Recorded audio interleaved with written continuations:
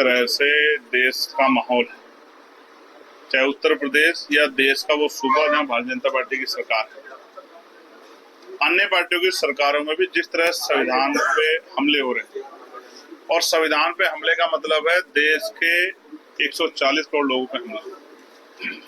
आज बहुजन समाज का अस्तित्व तो खतरे में आ गया है, क्योंकि ना नौकरी रोजगार है, ना ही संवैधानिक जो अधिकार उनकी रक्षा हो पा रही है, और तमाम तरह से उनको कुचलने के लिए सरकार योजना बना रही है। ऐसे समय में जो बहुजन समाज का प्रबुद्ध समाज है, उनको अपनी सामाजिक जिम्मेदारी और नैतिक जिम्मेदारी का पालन करने के लिए ये कार्यक्रम शुरू किया गया। ये पूरे 18 मंडलों में होगा।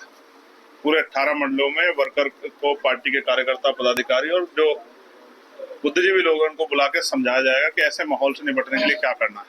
जहाँ कोई भी, आप नौकरी की बात करो, आप रोजगार की बात करो, आप महंगाई की बात करो, आप बढ़ती हिंसा की बात करो, तो सरकार हिंदू मुस्लिम की बात करने लग जाती है। इससे पूरा बुनियादी मुद्दा जमीन पे चला जाता है, वो दिखाई नहीं देता। आपको भी याद होगा, पत्रकारों की हत्या भी उत्तर प्रदेश में सरेआम हो रही है, एलानिया हत्या हो रही है, किसान भी जो है आत्महत्या कर रहे हैं, और भर्ती जितनी आती है, कोई भर्ती ऐसी जिसमें घोटाला नहीं होता है।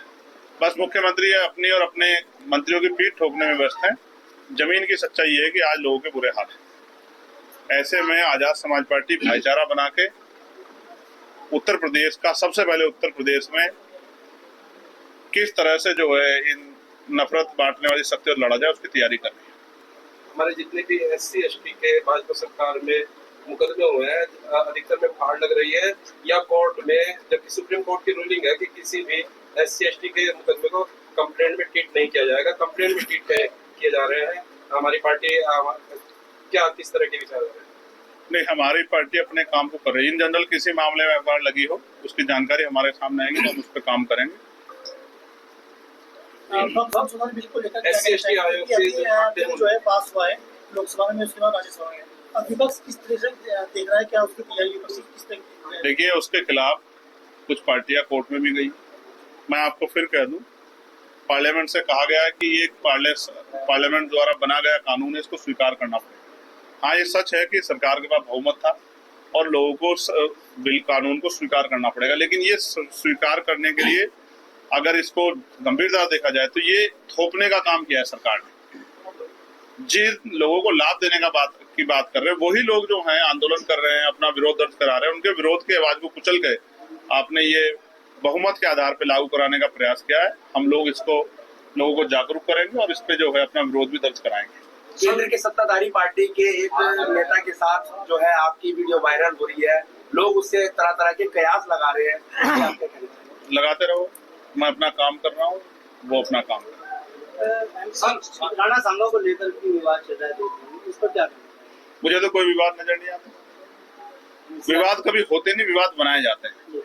उन विवादों के जरिए कुछ दल अपनी राजनीति आगे बढ़ाना चाहते हैं, और उन विवादों के जरिए कुछ मुद्दों से ध्यान हटाया जाता है। मैं फिर आपसे कहूंगा, जो लोग जीवित है आज उनकी परवाह करने का समय है। जो लोग जीवित होते हुए रोटी कपड़ा मकान की बुनियादी सुविधा भी जिनको नहीं मिल रही, आज उस पर चर्चा करनी जरूरी है। हमारे साथी ने टोल पे जो है पत्रकारों के साथ और आम जनता के साथ जो अपमानजनक रवैया किया जा रहा है टोल कर्मी द्वारा, उसकी भी आवाज को उठाया।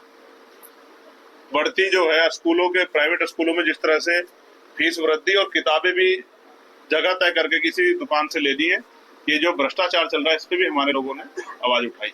और मेरा विश्वास है कि ये सब समस्या का हल तभी होगा जब जनता जागरूक हो जाएगी। हम जनता को जागरूक करने निकले, और मुझे उम्मीद है कि एक नया सवेरा निकलेगा। सर, जो महाबोधि टेम्पल में आंदोलन चल रहा है, क्या चंद्रशेखर आजाद जी वहाँ पर जाएंगे? नहीं, वहाँ हमारी टीम ऑलरेडी चली गई और हम उनके आंदोलन का समर्थन करते हैं। आने वाले उत्तर प्रदेश में थोपने का काम किया है सरकार ने। जिन लोगों को लाभ देने का बात कर रहे हैं, वही लोग जो हैं आंदोलन कर रहे हैं, अपना विरोध दर्ज करा रहे हैं, उनके विरोध के आवाज को कुचल के आप जिला पंचायत के चुनाव, एक प्रधानी के चुनाव, तरह से देश का माहौल है, चाहे उत्तर प्रदेश या देश का वो सूबा।